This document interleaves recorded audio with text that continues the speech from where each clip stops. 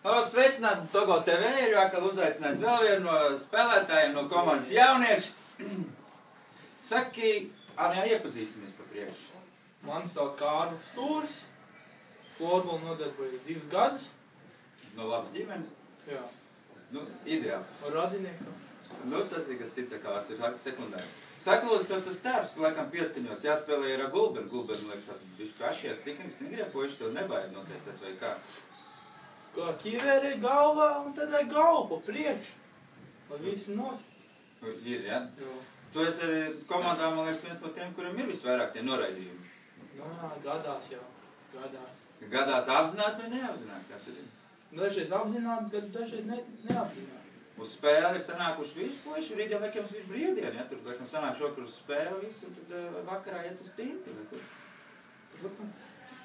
Tev laiž netiek? Gan jau laiž. Gan jau laiž? Labāk mājās iet. Mājās labāk? Ak, tev mājās ar vecākiem, vecāki ārbiši? Nē. Nu, tas jau tas, māja jau brīv. tas jau nav galvenais, bet galvenais jau, liekas, kaut kāds ir skola, sports, nav? Nu, rītdien jau brīvs visiem. Jā. Tas ir normāli. Nu, Klau, bet tad parunāj nedaudz nopietni par rezultātu. Vinēsiet? Tāda cerība ir. Jā, ņemot vērā, ka pagājušais jau, var teikt, izlīgi, ja, tur nekāds rusini.